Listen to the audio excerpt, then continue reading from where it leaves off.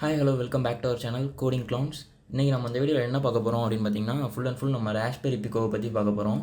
Raspberry pico அப்படிங்கிறது மட்டும் இல்லாமல் அது என்ன செய்யுது, அதை எதுக்கு நம்ம யூஸ் பண்ணுறோம் அப்படிங்கிறதையும் ஃபுல்லாக பார்க்க போகிறோம்.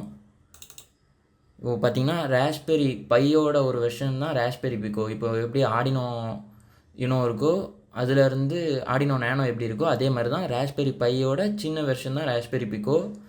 இது வந்து பார்த்திங்கன்னா ஒரு மைக்ரோ கண்ட்ரோலர் தான். இதை வந்து நம்ம ஏதாச்சும் ஒரு ஆட்டோமேஷன் பர்பஸ்க்கு யூஸ் பண்ணலாம். இப்போ மைக்ரோ கண்ட்ரோலர்னால் இப்போ இது என்ன யூஸ் பண்ணலாம் அப்படின்னா, இதை வச்சு ஏதாச்சும் ஒரு திங்கை நம்ம கண்ட்ரோல் பண்ண முடியும். இப்போ நம்ம எலக்ட்ரானிக் டிவைஸே ஏதாச்சும் வச்சுக்கிட்டு அதை வந்து நம்ம இதை வச்சு கண்ட்ரோல் பண்ண முடியும். அதுதான் இதோட மெயின் அப்ளிகேஷனே. இது வந்து பார்த்திங்கன்னா ஒரு 40 பின் மைக்ரோ கண்ட்ரோலர்.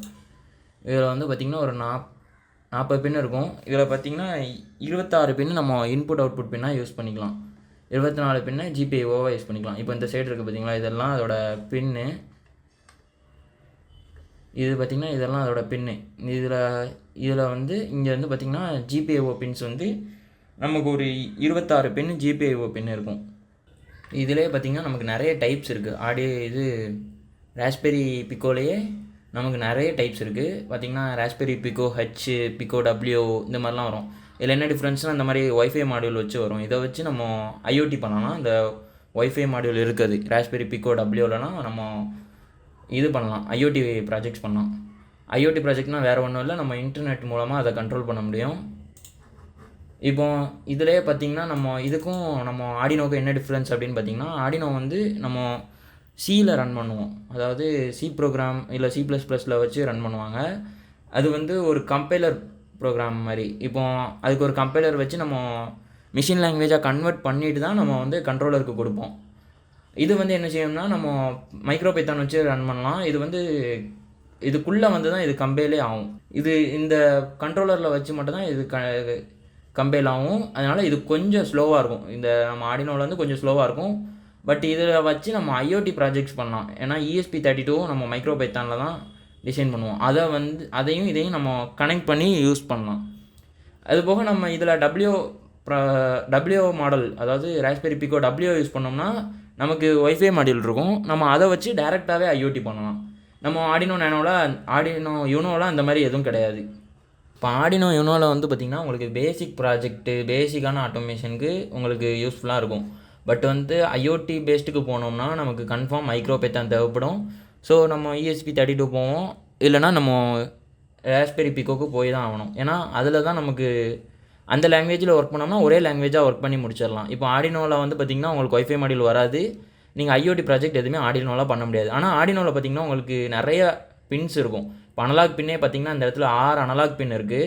பட் நம்மளோட ராஸ்பெரி பிக்கோவில் 3 தான் இருக்கும். மொத்தமே 3 அனலாக் பின் வரும். இப்போ இதில் பார்த்திங்கன்னா நிறைய ஜிபிஐஓ பின்ஸ் இருக்கும். அதை நம்ம ஃபுல்லாக யூஸ் பண்ணிக்கலாம். பட் நார்மலான இதுக்கு தான் யூஸ் பண்ண முடியும். ஐஓடிக்கு இது ஆர்டினோ செட் ஆகாது. அதுக்கு தான் நம்ம ராஸ்பெரி பை பிக்கோ போகிறோம். இப்போ ராஸ்பெரி பையில் போனோம்னா பையோட போர்டு வந்து பார்த்திங்கன்னா பெருசு. பையில் வந்து நிறைய பின் இருக்கும். நமக்கு ஆர்டினோவோடி ரொம்ப அட்வான்ஸ் ஆனது தான் ராஸ்பெரி பை. இப்போ நம்ம ராஸ்பெரி பையை வந்து இதில் ப்ரோக்ராம் பண்ணுவோம்னா நம்ம மைக்ரோ பைத்தானில் ப்ரோக்ராம் பண்ணுவோம். இப்போ நம்ம ஆர்டினோவில் உள்ள சாஃப்ட்வேரையுமே இதில் யூஸ் பண்ணி ப்ரோக்ராம் பண்ணலாம். பட் இதை மேக்ஸிமம் மைக்ரோ பைத்தானில் தான் பண்ணுவாங்க. இதில் வந்து பார்த்திங்கன்னா நம்ம மைக்ரோ பைத்தானில் ப்ரோக்ராம் பண்ணுவோம். மைக்ரோ பைத்தானுக்கு வந்து நம்ம ஆர்டினோக்கு என்ன யூஸ் பண்ணோம்னா ஆர்டினோ ஐடி யூஸ் பண்ணுவோம். ஸோ நம்ம மைக்ரோ பைத்தானுக்கு வந்து டோனி யூஸ் பண்ண போகிறோம். ப்ரோக்ராம் வந்து நம்ம பிக்கோக்கு டம்ப் பண்ணுறதுக்கு டோனி யூஸ் பண்ண போகிறோம். இதில் வந்து இப்போ நம்ம பின் டயக்ராம் பார்த்தா தான் நமக்கு நெக்ஸ்ட்டு சொல்கிறது எல்லாமே புரியும். ஒரு பின் டயக்ராம் ஃபோட்டோ நெட்லேருந்து டவுன்லோட் பண்ணிக்கோங்க, இல்லைனா நான் டிஸ்கிரிப்ஷனில் போடுறேன். அதுலேருந்து கூட நம்ம டெலிகிராமில் போட்டிருக்கோம், அதுலேருந்து டவுன்லோட் பண்ணிக்கோங்க. இதில் வந்து பார்த்திங்கன்னா ஜிபிஐஓ பின்னு நான் சொன்ன மாதிரி 26 பின் இருக்குது. 26 பின்னை வந்து நம்ம இன்புட் அவுட்புட்டாக யூஸ் பண்ணிக்கலாம். அதாவது டிஜிட்டல் பின் இதெல்லாம். இதை வந்து நம்ம அனலாக் யூஸ் பண்ணணும். இப்போ நமக்கு வந்து சென்சார் பார்த்திங்கன்னா மேக்ஸிமம் அனலாக் சென்சார் யூஸ் பண்ண வேண்டியது வரும். இப்போ டிஜிட்டல் சென்சாருக்கும் அனலாக் சென்சாருக்கும் என்ன டிஃப்ரென்ஸ் அப்படின்னு பார்த்தீங்கன்னா, இப்போ டிஜிட்டல் சென்சார், இப்போ அல்ட்ராசோனிக் சென்சார்லாம் யூஸ் பண்ணுறோம் அப்படின்னா நமக்கு வந்து டிஜிட்டல் ஃபார்மில் கிடைக்கும். அதாவது 0 and 1 கிடைக்கும். இதை நம்ம கண்ட்ரோலர் வந்து பார்த்திங்கன்னா ப்ராசஸ் பண்ணிடும். ஸோ நமக்கு வந்து ஏடிசி எதுவும் தேவைப்படாது. ஸோ நம்ம டேரெக்டாக கண்ட்ரோலரோட ஜிபிஐஓ பின்ஸ், இந்த நான் காமிக்கிறேன் பார்த்திங்களா, இதெல்லாம் இந்த க்ரீன் கலரில் இருக்கிறது எல்லாமே ஜிபிஐஓ பின்ஸ். இதில் டேரெக்டாக நம்ம யூஸ் பண்ணிக்கலாம். இதுவே நம்ம அனலாக் சென்சார் யூஸ் பண்ணுறோம் அப்படிங்கும்போது, அனலாக் சென்சார்னால் நமக்கு வந்து மில்லி வோல்ட்டில் அவுட்புட் கிடைக்கும். இந்த பார்த்திங்கன்னா டெம்பரேச்சர் சென்சாரு, இந்த எல்டிஆர்லாம் இருக்கிறது பார்த்திங்கன்னா நமக்கு இது வந்து ரெசிஸ்டன்ஸ் சேஞ்ச் ஆகும். ஸோ வந்து அதோட வோல்டேஜ் மாறும். அதே மாதிரி தான் டெம்பரேச்சர் சென்சாரும் ஒர்க் ஆகும். அதோட வோல்டேஜ் மாறும் பார்த்தீங்களா. அந்த வோல்டேஜை நம்ம வந்து மில்லி வோல்ட்டாக டேரெக்டாக நம்ம கண்ட்ரோலருக்கு கொடுக்க முடியாது. ஸோ அந்த இதில் வந்து பார்த்திங்கன்னா நம்ம ஏடிசி யூஸ் பண்ணுவோம். நம்மளோட மைக்ரோ கண்ட்ரோலரில் வந்து பார்த்திங்கன்னா 3 ஏடிசி இருக்குது. இந்த பார்த்திங்கன்னா இந்த இடத்துல இருக்குது பார்த்திங்களா, ஏடிசி 0, ஏடிசி 1, ஏடிசி 2. இது 3 பின்னில் மட்டும்தான் நம்ம அனலாக் இதை யூஸ் பண்ண முடியும். இதே தான் எல்லா கண்ட்ரோலருக்குமே. நம்ம இதெல்லாம் எப்படி யூஸ் பண்ணுறது, ஒவ்வொரு சென்சாரையும் எப்படி யூஸ் பண்ணுறோம் அப்படிங்கிறத பற்றி நம்ம நெக்ஸ்ட் வீடியோவில் போடுறோம். அண்டு நெக்ஸ்ட் வீடியோவில் ப்ரோக்ராமிங் பற்றியும் போடுறோம். இதில் பார்த்திங்கன்னா நம்ம இப்போ ஏடிசியோட ஒர்க்கிங் மட்டும் ஃபுல்லாக பார்த்துட்டு போயிடுவோம். அப்போ தான் நமக்கு ஃப்யூச்சரில் போடுற வீடியோக்கு எல்லாத்துக்கும் யூஸ்ஃபுல்லாக இருக்கும். இப்போ நான் சொன்ன மாதிரி எல்லா சென்சாரும் டேரெக்டாக டிஜிட்டல் டேட்டா தராது. ஒவ்வொரு சென்சார் அனலாக் டேட்டா தரும். அந்த அனலாக் டேட்டாவை ப்ராசஸ் பண்ணுறதுக்கு மட்டும் நம்ம வந்து இந்த ஏடிசி யூஸ் பண்ணுவோம். இதோட ஒர்க்கிங் எப்படி இருக்கும்னா, இப்போ நம்ம இந்த வரக்கூடிய மில்லி வோல்ட் இருக்குது பார்த்தீங்களா, இதை பார்த்திங்கன்னா மில்லி வோல்ட் கிராஃப். இது வந்து பார்த்திங்கன்னா வோல்டேஜ் மாறும். அந்த ஃபிசிக்கல் ப்ராப்பர்ட்டியை பொறுத்து வோல்டேஜ் மாறும். இந்த வோல்டேஜ் லெவலை வந்து நம்ம வந்து ஒரு சாம்பிள் பண்ணுவாங்க. ஃபஸ்ட்டு ஒவ்வொரு சின்ன பார்ட்டாக சாம்பிள் பண்ணி அந்த ஒரு ஃபுல் பார்ட்டையும் சின்ன பார்ட்டாக ஒரு ரவுண்ட் ஆஃப் பண்ண வேல்யூவாக ஆக்கிடுவாங்க. குவான்டிடேட்டிவ் வேல்யூ அப்படின்பாங்க. அந்த குவான்டிடேட்டிவ் வேல்யூவை நம்ம என்கோடிங் பண்ணி கடைசியில் நமக்கு ஒரு பைனரி வேல்யூவாக கிடைக்கும். Binary value means 0s and 1s. இதுதான் நம்மளோட கண்ட்ரோலர் ப்ராசஸர் எல்லாத்துக்கும் இது மட்டும்தான் புரியும். இதான் மாற்றிட்ட பிறகு தான் நம்ம கேல்குலேஷன் பண்ண முடியும் இதை வச்சு. அதனால தான் நம்ம ஏடிசி யூஸ் பண்ணுறோம். சில சென்சாரில் பார்த்திங்கன்னா உங்களுக்கு டேரெக்டாகவே அனலாக் பின் தனியாக, டிஜிட்டல் பின் தனியாக அந்த மாதிரி கொடுத்துருவாங்க. இந்த மாதிரி கொடுத்துட்டா நம்ம டேரெக்டாக டிஜிட்டல் பின் யூஸ் பண்ணலாம். இப்போ நமக்கு வேல்யூ எதுவும் இப்போ இது வந்து பார்த்திங்கன்னா சாயில் மாய்ஸ்டர் சென்சார். இந்த சென்சாரில் நம்ம மாய்ஸ்டர் எனக்கு வேல்யூ வேணும், பெர்சன்டேஜில் வேணும் அப்படின்னா நம்ம அனலாக் பின் யூஸ் பண்ணணும். டிஜிட்டல் பின்னா இப்போ மாய்ஸ்டர் இருக்குது இல்லை அப்படிங்கிறத மட்டும்தான் இந்த டிஜிட்டல் பின் சொன்னோம். இந்த அனலாக் பின்னை வச்சு நம்ம எவ்வளோ மாய்ஸ்டர் இருக்குது அப்படிங்கிறதையும் நம்ம பார்த்துக்கலாம். அதனால தான் அந்த ஏடிசி வந்து அதுக்கு தான் யூஸ் ஆகும். இப்போ இதில் வந்து நம்ம பார்த்திங்கன்னா இந்த ஏடிசி பற்றி ஃபுல்லாக பார்த்துருக்கோம். நெக்ஸ்ட்டு இதில் நிறைய இருக்குது பார்த்திங்களா. இதை ஓனா நம்ம நெக்ஸ்ட் வீடியோவில் அப்படியே பார்த்துட்டே வரலாம். ஏடிசி ஃபுல்லாக உங்களுக்கு புரிஞ்சிருக்கும்னு நினைக்கிறேன். நெக்ஸ்ட்டு இந்த ரெட் லைன் பார்த்திங்கன்னா ஃபுல்லாக சப்ளை லைன். இதுலேருந்து தான் நம்ம சப்ளை எடுப்போம். அதாவது என்ன இதுனா, இப்போ நம்ம சென்சார்ஸ்க்கு விசிசி சப்ளை கொடுப்போம் தெரியுமா, அந்த இதெல்லாம் இங்கேருந்து தான் எடுப்போம். இந்த அவுட்புட்லேருந்து நமக்கு சப்ளை கிடைக்கும். நெக்ஸ்ட்டு இந்த பிளாக் கலர் ஃபுல்லாக கிரவுண்டு. இது வந்து பேசிக்காக நம்ம கொடுக்கக்கூடிய கிரவுண்டு தான். நிறைய கொடுத்துருப்பாங்க. நமக்கு எந்த ஜிபிஐ யூஸ் பண்ணுறோமோ அதுக்குள்ளே பக்கத்தில் உள்ள கிரவுண்டு யூஸ் பண்ணிக்கலாம்.